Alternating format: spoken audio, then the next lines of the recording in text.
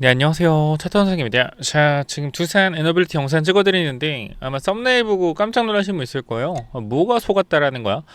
제가 먼저 말씀을 좀 드리고 싶은 분은 지금 흐름이 너무 좋죠. 제가 계속 말씀드리지만 이 차트에 대한 흐름들이 너무나 좋다라고 일단은 먼저 말씀을 드리는데 이 부분들이 조금 저는 여러분께 말씀드리고 싶은 게 뭐냐면 좀 사실 어이가 없는 게 이 원전주 관련돼서 우리가 이제 해외주 종합 차트를 보면은 뭐 뉴스케일 파워나 주가가 이제 최근에 뭐 메타 이슈가 나오면 또 올라갔죠. 강하게 올라갔고 오클로도 마찬가지로 올라갔단 말이죠. 그죠? 이런 식으로 올라가고 있는데 그러니까 이 결과적으로 이 주가 하락이 고의적으로 그냥 누른 거 아닌가라는 생각이 드는 겁니다. 왜냐면 잘 봐봐요. 우리가 이 메타 관련된 이슈들이 지금 나오고 있는데 제가 이 과거에도 보시면은 자 여기서 제가 이렇게 좀 말씀드렸죠. 이거 11월 10일이에요. 보면은 뭐라고 했어요? 메타 미국 AI 데이터 센터 등에 3년간 880조 원 투자하겠다. 그죠? 메타는 자신들의 직접 투자를 통해 수억 달러 규모의 전력망이 신설되거나 개선됐으며 신규 전력 15기가와트를 전력망에 추가했다고도 밝혔다. 그죠? 그럼 지금 얼마 여러분들? 지금 6.6기가 구매했죠. 그죠? 그러면 계속적으로 뭐 할 수 있다? 계속 투자할 수 있다라는 거예요. 그럼 이 내용이 언제 나온 내용이냐?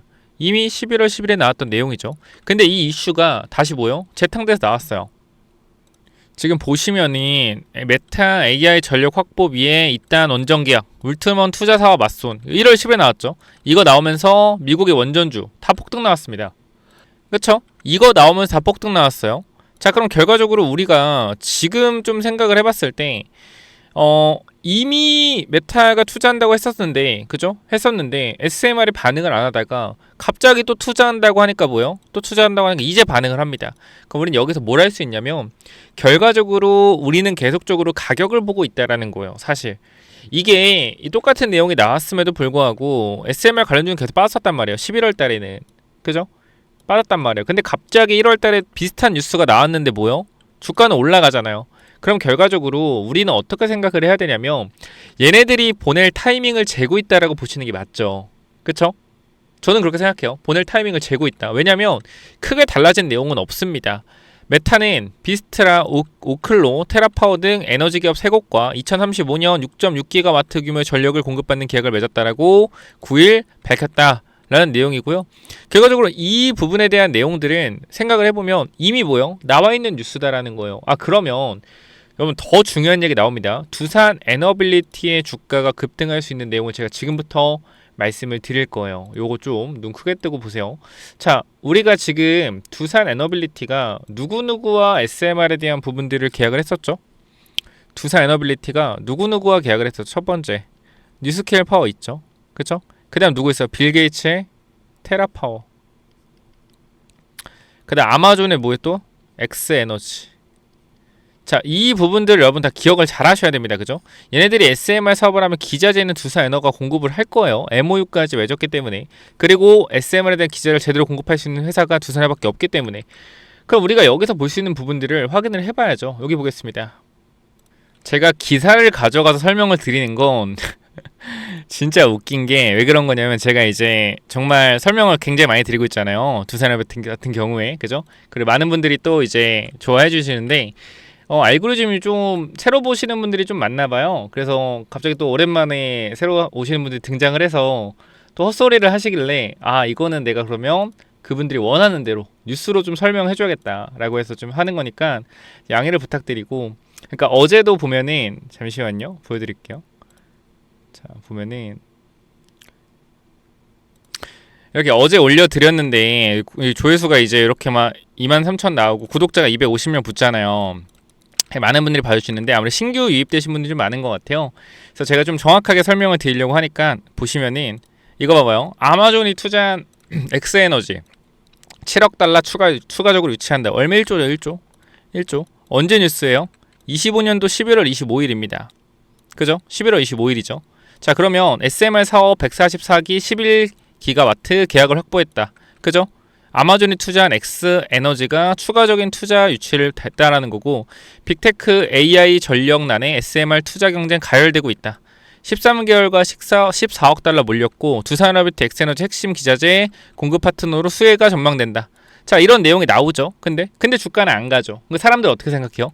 이게 나오는데 주가가 안 가니까 아 두산에너 끝났다 라고 하죠. 근데 주가가 올라가면 사람들은 뭐라 그래요? 야 두산에너비티 SMR 대박 이러죠. 아니 이미 나온 뉴스가 똑같이 나오는데도 불구하고 그리고 이런 뉴스로 뭐요? 당연히 두산에너비티 SMR 공급 계약에 대한 공시가 나올 수 있다. 이 부분도 저는 예상을 하고 있거든요. 이걸로 급등 나올 거다 생각을 해요. 근데 이러한 내용들을 사람들은 뉴스가 안 나오기 때문에 생각을 못 한다라는 거예요. 뉴스가 나와도 안 가잖아요. 뉴스가 나와도 안 가잖아. 그럼 이럴 때 주가가 내려가 있으면 사람들 뭐라 그래요? 야 이건 SMR 끝났나 봐. 뉴스 나와도 안 가. 근데 자꾸 사람들은 뉴스라는 거에 초점이 맞춰져 있단 말이에요. 제가 항상 그러죠. 뉴스에 초점 맞추지 말라니까요. 산업이 움직이는 거에 초점을 맞춰야지. 뉴스는 뭐예요? 단기적으로 때가 되면 나오는 뉴스고 주가가 내려갈 때 뉴스는 계속 나옵니다. 근데 사람들이 신경을 안 쓰는 것뿐이에요. 주가가 올라갈 때 뉴스가 나오는 건 뭐예요? 그동안 있던 뉴스에 나오는 겁니다. 그럼 우리가 지금 생각하는 건 뭐냐면 만약에 두산에너비티가 12만원, 15만원이 쭉쭉 간다라고 해봐요. 12만원, 15만원 쭉쭉 간다고 해봐요. 그럼 여기서 제가 진짜 나중에 되면은 욕먹고 웃길 얘긴데 똑같이 7만원대 나왔던 뉴스가 12만원, 14만원 똑같이 나올 거예요. 똑같이 나올 거예요. 그 사람들은 뭐예요? 열광이요. 와 두산 SMR 초대박. 와 이럴 줄 알았어. 진짜 두산 믿고 있었다고 이래요. 근데 중요한 건 7월에 나온 내용이야. 근데 주가가 올라가니까 사람들은 뭐예요? 그제서야 아 SMR 대박이다 이런다고. 그럼 우리가 지금 생각해야 되는 건 우리가 생각한 타임라인은 뭐냐면 이러한 뉴스가 계속적으로 나오고 있다라는 거예요. 그렇기 때문에 제가 뭐예요? SMR 끝나지 않았다라고 말씀을 드리는 거고 이 부분들이 결과적으로 나왔고 뭐요? X에 7억 달러 추가 유치했고 그럼 결과적으로 이 다음에 우리가 12월 나온 뉴스 뭡니까? X에너지와 SMR 16기 제작 준비 돌입했다. 그죠? 나왔죠. 그럼 뭐예요? S에너지가 받은 돈으로 SMR 투자에 대한 공급 계약을 할 가능성이 높지 않겠습니까? 그죠? 이 부분들이 저는 나올 거라고 생각을 계속 하는데 사람들은 뭐요? 의심하죠. 왜? 주가가 안 가니까. 아니 이렇게 좋은 얘기가 나오면 주가가 올라가야지 안 올라가잖아. 그러니까 이거는 SMR은 끝난 거야 이렇게 생각을 해요. 그러니까 저랑 생각하는 구조 자체가 많은 사람들이 달라요. 그럼 저는 두산이 16기에 대한 거를 준비 돌입했잖아요. 그럼 뭐요? 공급 계약 나온다라는 거예요. 공시가 나올 거라는 거야. 또는 분기 보고서나 아니면 뭐 빠르면 4분기 보고서나 늦으면 1분기 보고서에 공급 계약에 대한 부분들이 나와 있을 가능성도 있다라는 거죠. 왜? 공시라는 것은 총 매출의 몇 프로 이상일 때 의무 공시가 발생을 하는 거고 그렇지 않다라고 하면 공시 발생 안 할 수도 있단 말이에요. 자 그러면 우리가 생각해 봅시다. 두산에너빌리티의 1년 연결 매출을 대해서 보자라고 하면 얼마예요 여러분들? 1년에 보면은 요렇게 그죠? 1조 6천억 정도 되죠? 아니 16조 매출이 발생을 합니다. 그죠? 이렇게 본다라고 했을 땐 그러면 SMR에 대한 부분들이 16기 해봤자 5% 안 될 거 아니에요. 그죠? 5% 안 될 거 아니야. 그럼 8천억 안 되잖아요. 그러면 자율공시 안 할 수도 있어요. 왜? 공시 의무가 아니면은. 근데 이제 두산에너비티가 주가 관리를 해줄 거라고 하면 자율공시를 통해서 SMR 공급 계약에 대한 부분이 나오겠죠. 근데 그게 안 나온다고 하더라도 어쨌건 분기 보고서가 나오면 그쪽에서 확인이 또 가능한 거기 때문에 사실 우리가 이번에 1분기 때 1분기 실적이 꼭 나오겠죠. 1분기 실적 꼭 나올 텐데 4분기 실적 꼭 나올 텐데 이 실적에 대해서 잘 안 나오더라도 혹여나 SMR에 대한 이 매출의 SMR에 대한 공급 계약이 혹시나 4분기 때 잡혀 있다 라고 하면 주가는 폭등이 나오겠죠. 그러니까 이러한 세세한 부분들 하나하나까지 확인을 하고 있는데 여러분들은 처음 보시는 분들은 야 뭔 차트로 설명하냐 헛소리 하지 마라 이러는데 저는 차트로 설명한 사람이 아니에요. 차트를 주로 해서 여러분들한테 정확한 대응 자리에 대한 부분들을 설명해주고 모멘텀 관점을 전부 다 보는 사람입니다. 그래서 제가 최근에 차트 관점에서 설명드려서 이제 상승 탄력 받을 구간까지 왔다라고 하니까 뭐 이런저런 얘기가 많이 나오는데 그냥 재밌어요. 그런 댓글 보면은. 그래서 어쨌건 저는 현재 구간에서 두산에너빌리티가 정말 강한 상승 랠리 충분히 나올 거라고 생각을 하고요. 계속적으로 말씀을 드렸지만 옆으로 차트를 돌리는 것 자체가 조정이 나와야 되는 구간에서 누군가가 물량을 계속적으로 받아주고 있기 때문에 하락세가 안 나오고 옆으로 돌리는 흐름들이 나오고 있다라는 거 분명하게 말씀을 드리고요. 현 구간에서 무조건적인 상승은 없지만 상승 탄력에 대한 부분도 굉장히 높아질 것이다. 그렇기 때문에 지금 잘 끌고 가다가 분명히 어느 순간 계속적인 연속적인 상승 랠리가 나올 수 있습니다. 그리고 혹여나 이번에 주가가 올라간 타이밍에 실적 발표가 또 어떻게 4분기 때 잘 안 나와서 주가가 빠진다라고 하면 이거 여러분들 무조건 추가 매수 타이밍 잡을 거예요. 그러니까 이번에 만약에 4분기 예상 실적이 빨리 나와서 1월 달쯤에 이제 발표가 된다라고 하잖아요.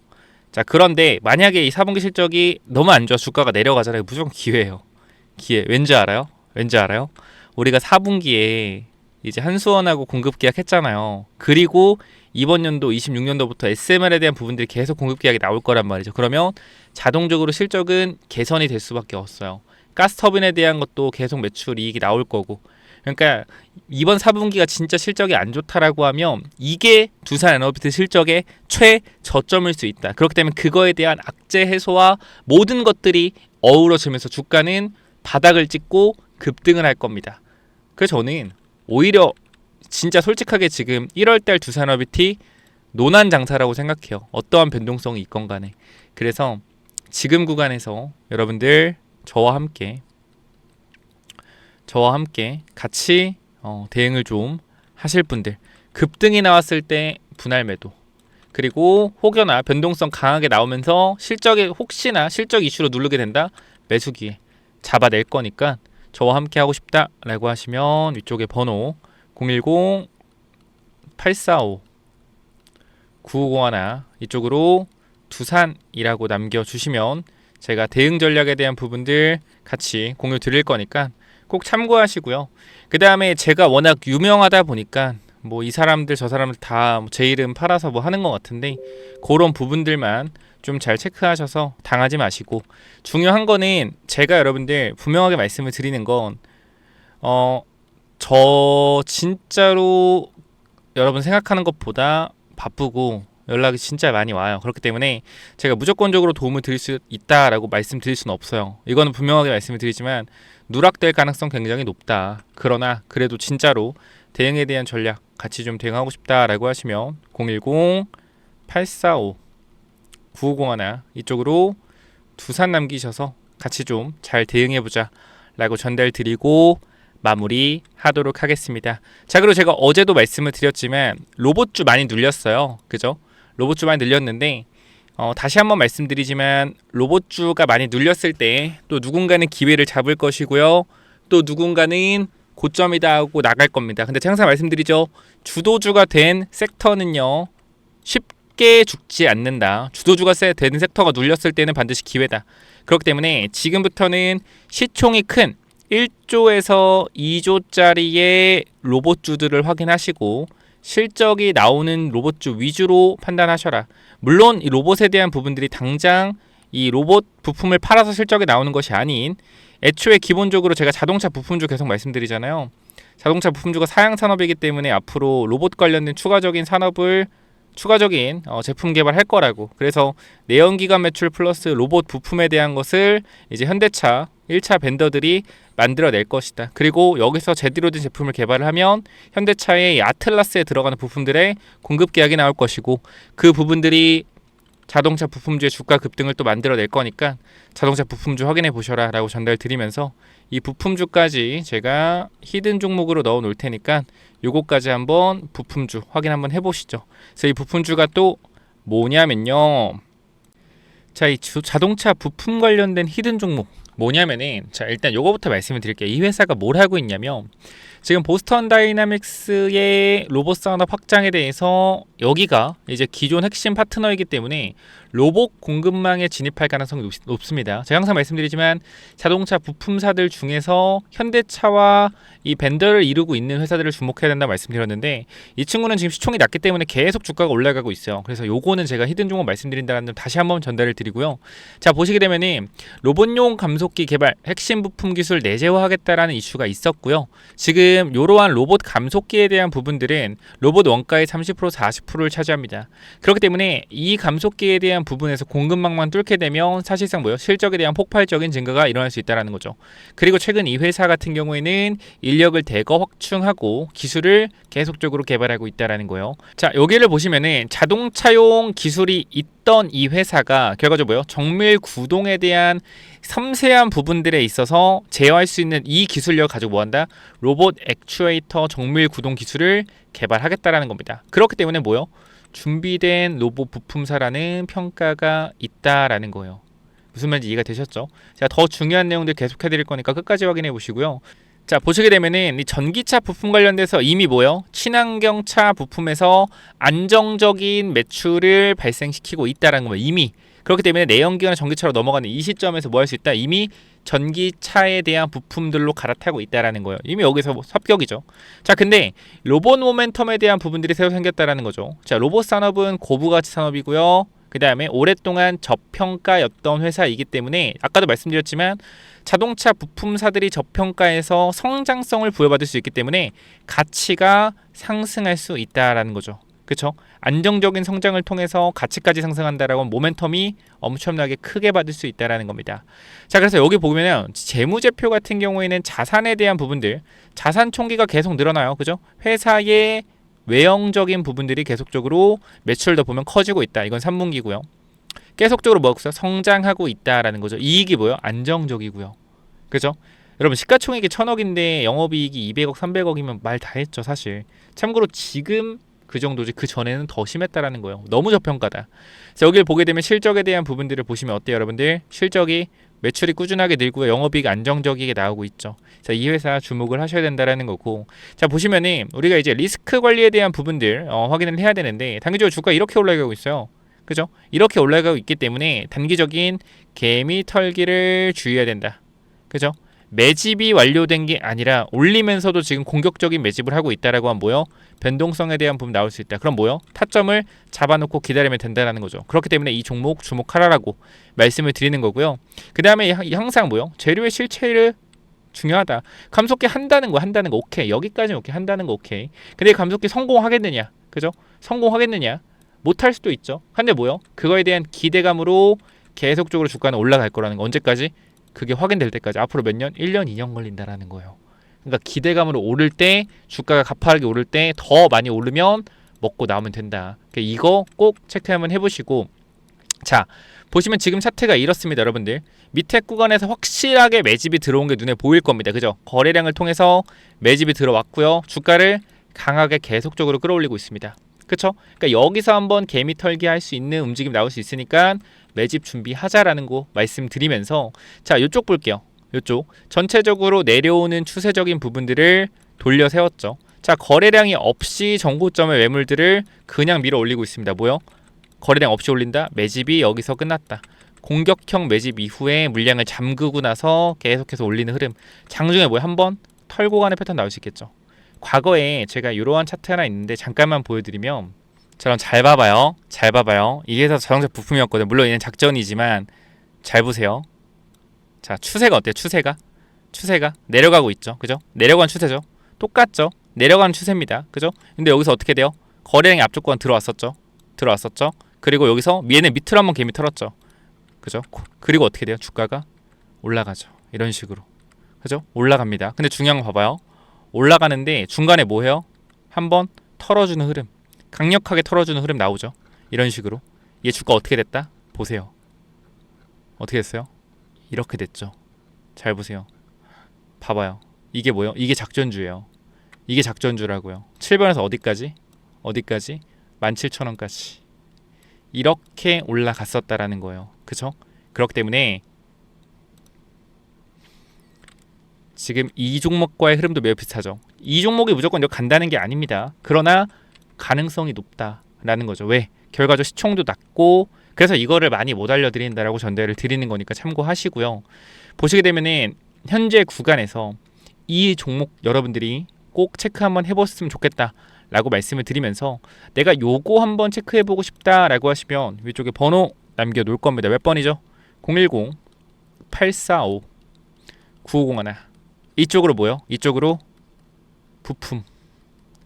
부품이라고 두 글자 남겨주세요. 제가 확인해서 여러분들 보내드리도록 하겠습니다. 많이는 못 보내드리니까 꼭 보시면 받아가시기 바래요. 010-845-9501 이쪽으로 뭐라고요? 부품이라고 남기시면 됩니다. 아시겠죠? 여기까지 하고 마무리할게요. 감사합니다.